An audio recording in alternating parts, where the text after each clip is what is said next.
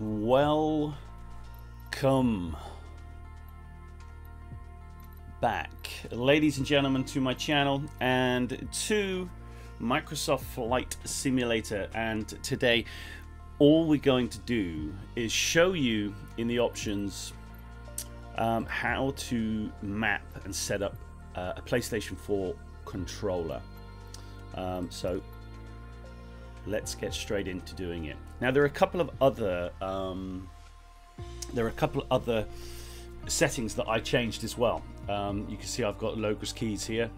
That is purely to do with the radio.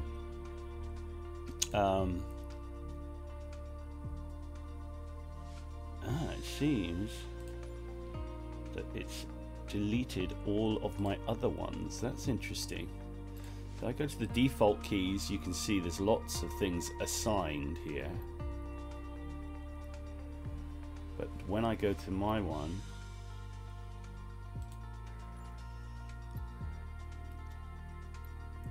oh,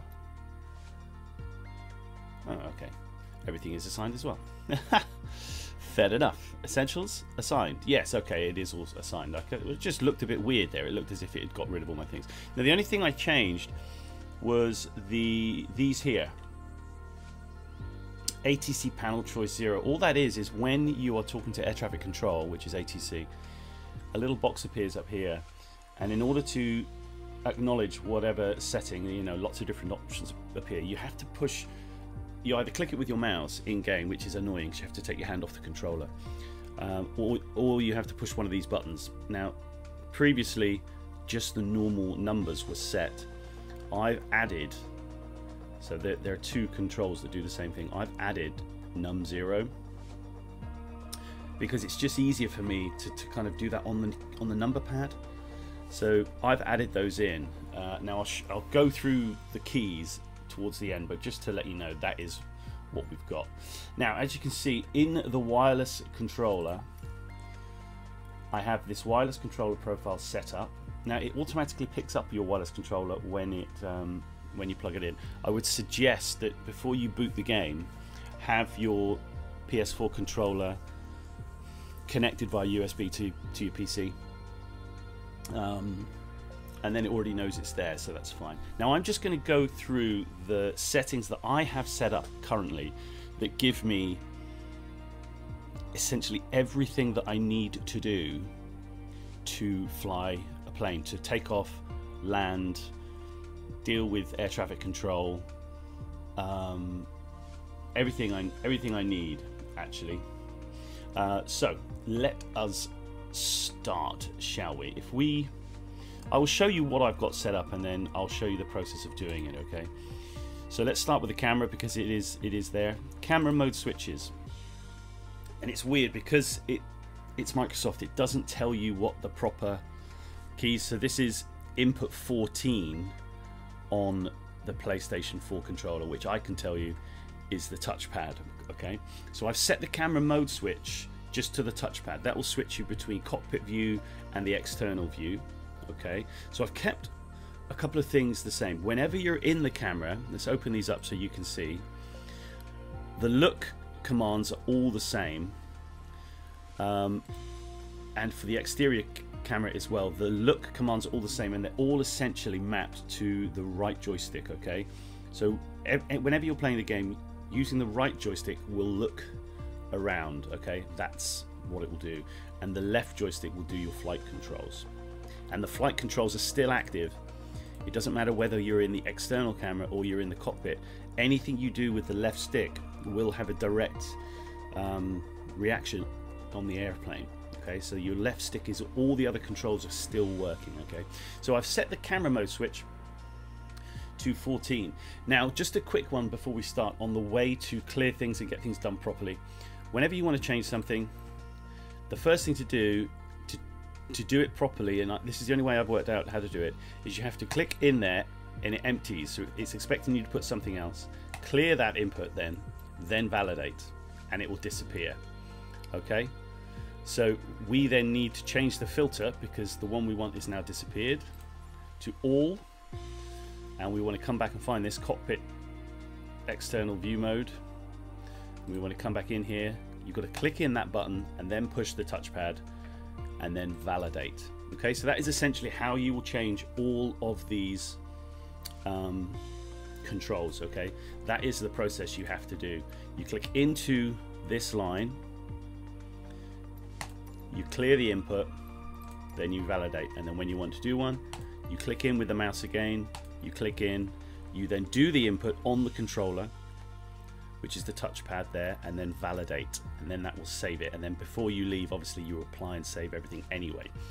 Let's switch this filter back to assigned so we can see what we've got. So the camera mode switch is on the touchpad, so anytime you're in the game, pressing the touchpad will switch between the cockpit view and the external view. That's the easiest way. I've had that set to different things, but that's the easiest way I've had it done. Now the cockpit look down is essentially, it's up to you if you want to invert it, but you just work out which way you're doing it.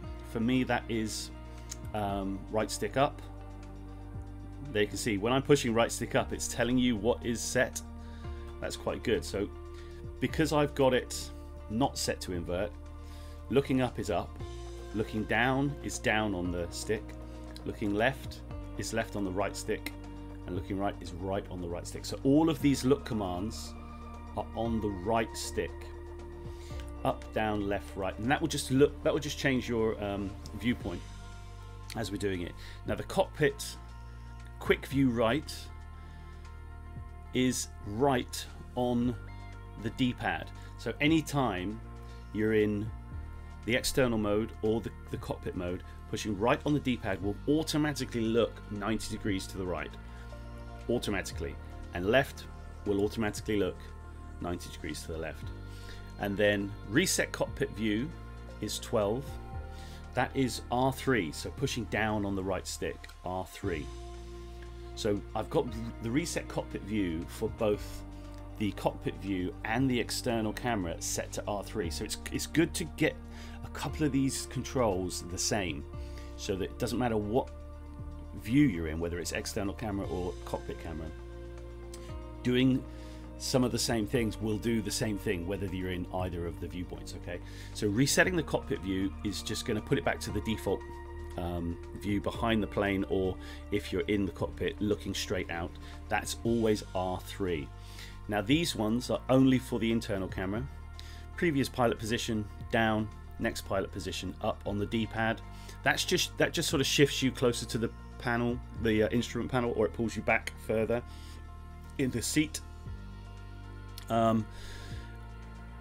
And the toggle smart camera, so sometimes the game says focus on the airport or focus on something else. This is set to L3. Okay, L3 down on the left stick, pushing in, you know, the click button. That is the same whether you're in internal or external camera. Okay, so it's another one of these that we set up to be the same. Okay, so anytime you want to look around, it's always the right joystick on the controller is only for looking around the camera angle, and then the left joystick will do all of the controls, which we'll get to.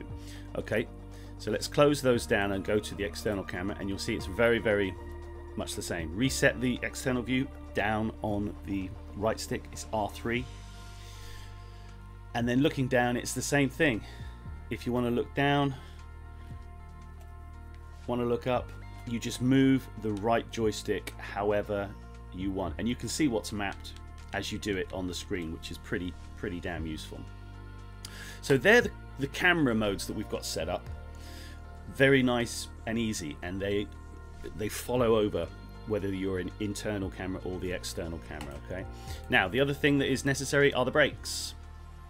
Now what is great about this is you can set your own custom multiple button inputs on the controller. So I've got this set up in Elite Dangerous. I've got quite a lot set up, but you've got to be fairly careful when you do it, and I'll get to that in a sec. So the brakes, which you will use after you've landed, I've got set to X and circle. So if you hold down both X and circle, it will put the brakes on. X and circle is easy to do. You just put your thumb over them and you can hold them on. That's fine. And you can also still have your left thumb able to sort of move the plane around if you need it. Okay, so brakes on X and 0 together, And the parking brakes, which you use when you take off, well, before you take off and after you've landed, because it's essentially a static control, it can be a little bit more complicated than the others. So I've put it to square and circle together. Okay, that's a pretty odd combination because you have to use 2 fingers to do it, but because you're not actually flying when you do it, it's okay. So rather than waste one of the easier combinations to do, which you might need to use when you're flying, the parking brakes you don't need to use when you're flying, so it can be as complicated as you want. So square and circle, and you'll remember these as you do them, so which is fine. Now, flight controls we'll do last, really. We'll do the landing gear next. Now this is where you have to be careful with doing multiple controls. So with a combination of, say, X and then any direction on the D-pad, or circle and any direction on the D-pad, triangle or square, any direction on the D-pad, you've got 16 different controls that you can map there, which is fantastic. Remembering what they are is the key. So you've got 16 different controls which you can do very easily by holding down one of the PlayStation buttons, X, circle, triangle, square, and then pushing the D-pad very quickly, and then you can get back to your thumb on the left stick so you can keep controlling the airplane. When you set these, you have to set the D-pad first. You don't have to do the D-pad first. So for example, gear down is saying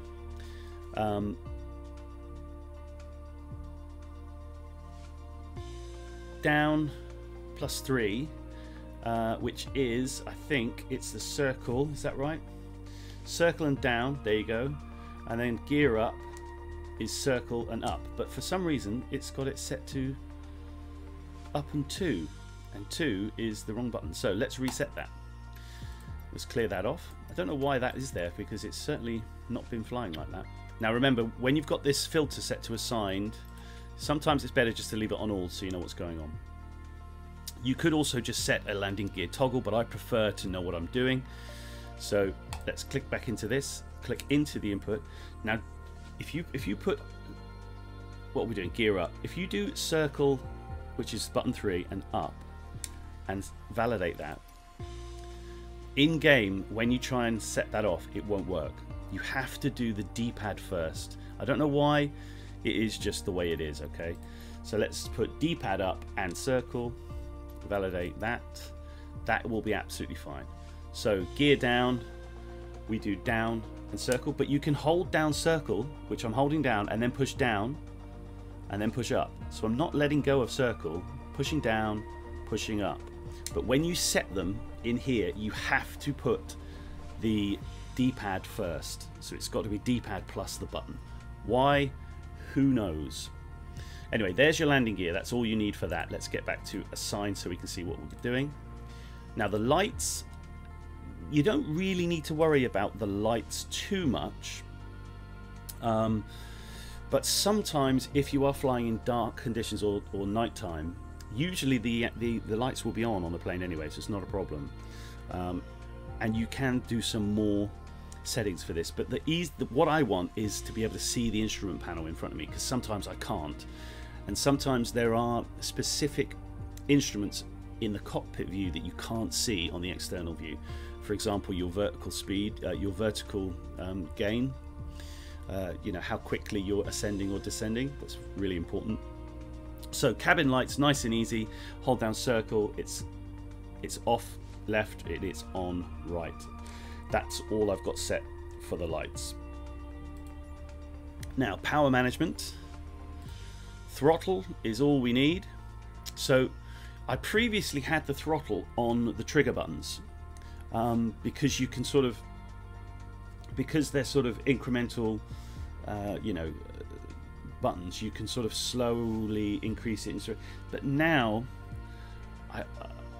I've switched, so I now have the throttle on L1 and R1. So L1 to decrease throttle, that is there, and R1 to increase throttle. And you can click it once and it will do 10% or whatever, or you can hold it down and it will quickly go up. And then reverse thrust is both together, and you see when I push both together, it can't quite get there, so it'll always do one of the others first. I did it all right then. See, it did decrease throttle first then, but it works well enough for me in game that it doesn't cause me an issue. It's such a tiny flick, it's not a problem. So increase throttle R1, decrease throttle L1, and then reverse is both of them together. That's all I found I need to fly excuse me, little you know, I'm not flying massive jumbo jets yet, so I'll probably need some more keys mapping. This is just to get you started straight out of the hangar. Okay, so throttle on R1, up, down. You don't need to set like a 0 throttle, because you can just hold down L1 and it goes within a second, it's down to 0, so you don't need to worry about that. And like increase throttle as well, within 1 or 2 seconds it will have gone to the maximum anyway, so you don't need to faff around with that. And then reverse, which I've never used but I'm sure it'll be useful somewhere, is both of them. Okay, now let's move on to the flight controls, which are the main ones. Primary.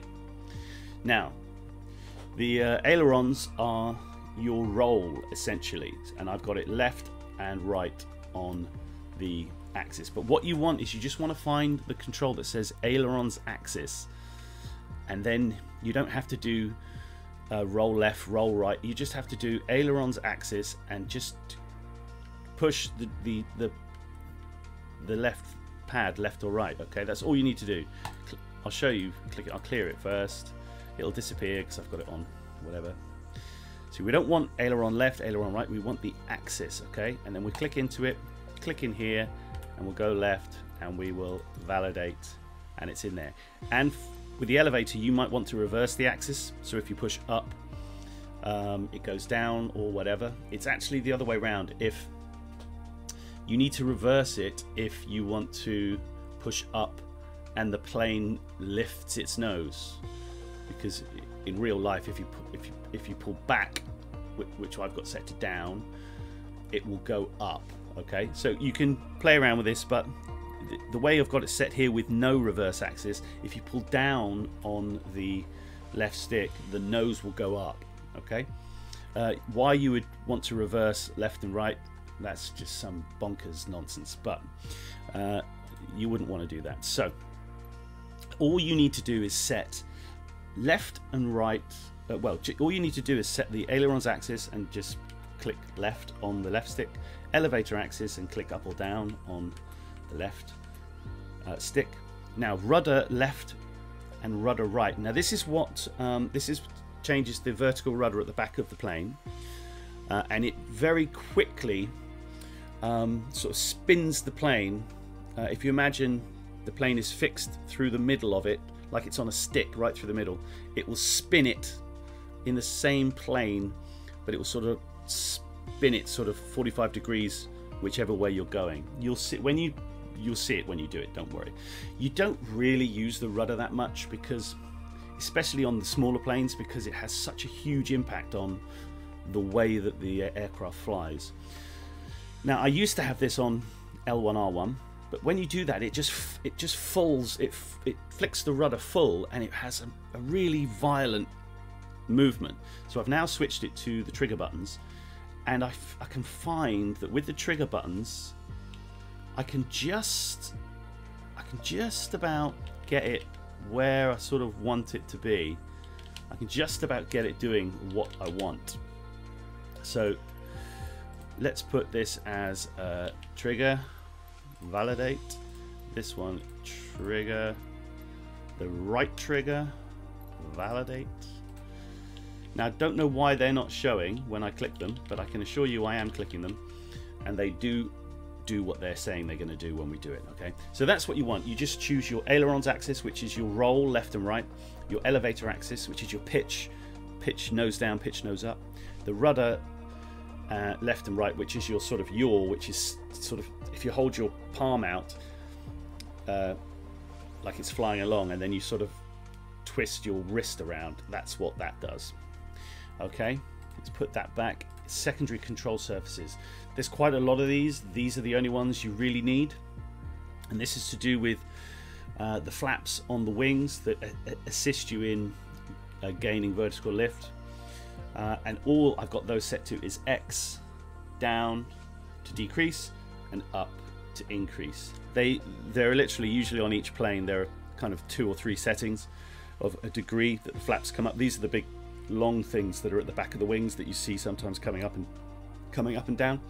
So it's just X down, X up. And as I said, when you are doing anything with the D-pad, you do the D-pad first, then the key, otherwise it won't work. When you're in game, it just will not do what you want it to do. Okay, so that's your flaps done. And then lastly, your trim. Now, you don't really need to do this starting out, but it's good to do it to get used to it, really. So all this does is it permanently alters these 2 things, your rudder and your elevator. So the rudder you probably won't ever use. So this is square, so all of the trimming I've got set to square. So square left, right will trim the rudder left, right, and square up, down will trim the nose up and down, which you will use quite a lot. So what this does is when you do some trimming left or right, it permanently moves either the rudder in the direction that you're saying, so it's constantly on, giving you a little bit of yaw for the rudder, so that spinning thing with your wrist left and right, or with the elevator, it's when you're pointing straight ahead, particularly if you've got a sort of drifty controller and it's just always pointing you down, or there are lots of different reasons why it might be doing it. It will just make the plane, when you think it's going forward, trim up will just be actually making it go a little bit elevated up, so it should always be climbing really, and trim down will make it go down. And that's where you look at your vertical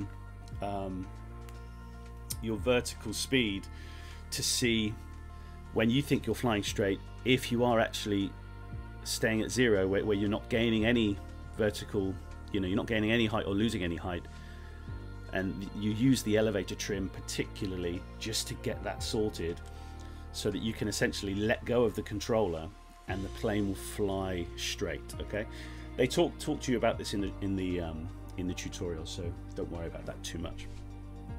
So they are all of the settings that we've got. Switching camera mode on touchpad works really well. All the look commands on the right stick.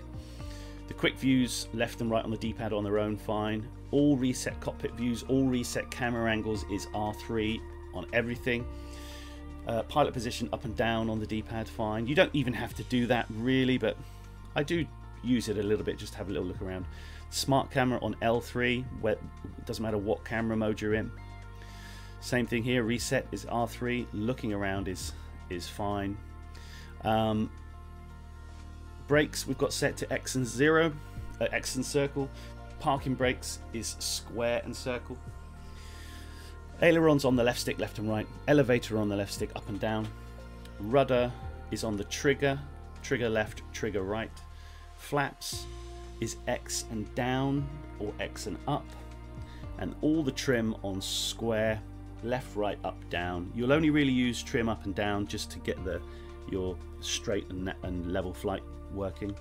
Landing gear, all on circle, circle up, circle down. Remember, you've always got to put the D-pad command first. And the lights is on circle left and right, just the cabin lights. You can set other lights, obviously. And as you can see, I've not got anything set to triangle on all the D-pads, so I can probably do some stuff with that, but I haven't done it yet. And the throttle is set on L1, R1, and both of them for reverse thrust. So that is all of my keyboard controls, and as I said, you just literally click into all the ones you want. You go through and use this expand collapse, or use it all the time. You go through all the ones that I've just gone through, and you go camera mode switches, that's what we want, right, we do that one, click into it, push the touchpad, then you're done. Then you can come back out and you can go, what else did we have? We had cockpit camera, don't want any of that. Custom, that, wasn't any of that. What was it?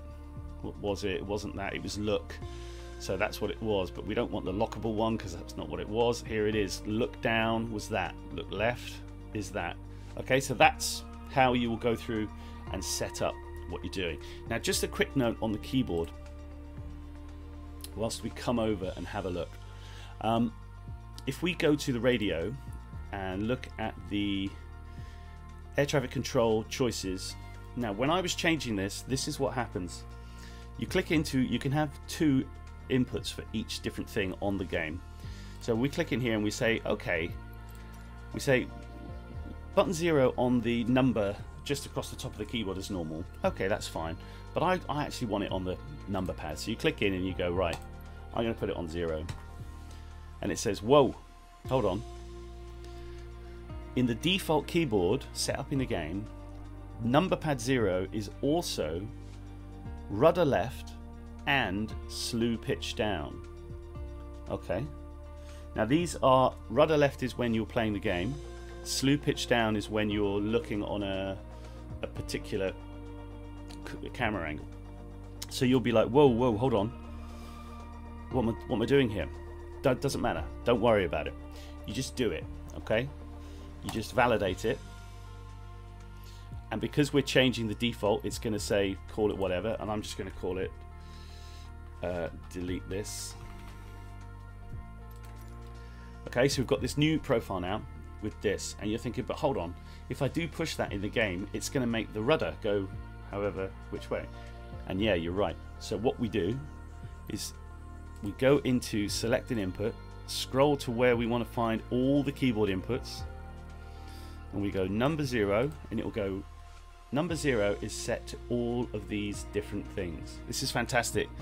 Otherwise it was going to be a real pain in the ass to change all of those ATC ones. And then you literally just go in, click in, clear it, validate it. There you go. Click in, clear it, validate it. Now you see I didn't clear it. You have to clear it, validate it. Click in, clear it, validate it. Now if we look at number 0, bang, it's only going to do our panel choice. So I've had to go through on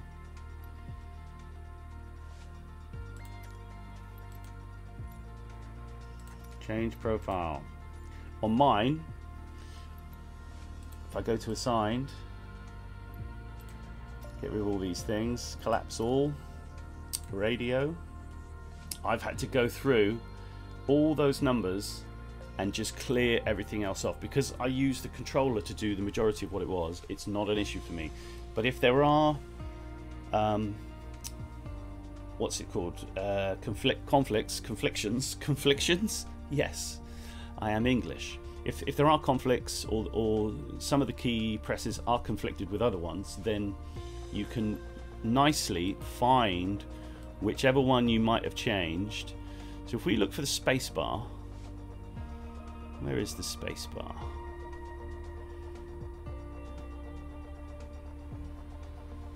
Was it there? There it is, space bar. So currently space bar is cockpit view upper. So this is still going to be in the game, and I leave it as it is. All that means is when you're in the cockpit view, if you push the space bar once, it will raise your view, so you can just see a bit more out of what's going on. Leave that there where it is, it'll always be there. Reset external view, I mean, I will use R3 for that, so I don't really care.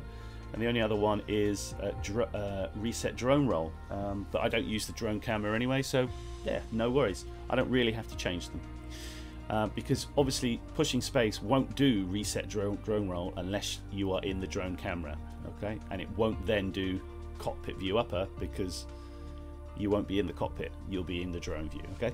It's not too difficult to work out what you're doing. But yeah, I have those number pad keys assigned for the ATC, and it works really, really well. It's so much easier just to push that than to try and push the one on top of the the actual keyboard. It is for me anyway. Anyway, there you go. That is how you do it, ladies and gentlemen. I'm sure at some point Microsoft will swallow the big pill and actually show that this is a PlayStation 4 controller, and it might even put in the correct names for all the different controls, so it's a little bit easier to know that 12 is R3, etc, etc. Okay, anyway, when you're done, ladies and gentlemen, apply and save,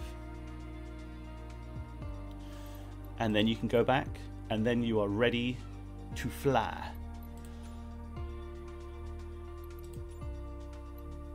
That's it. Enjoy.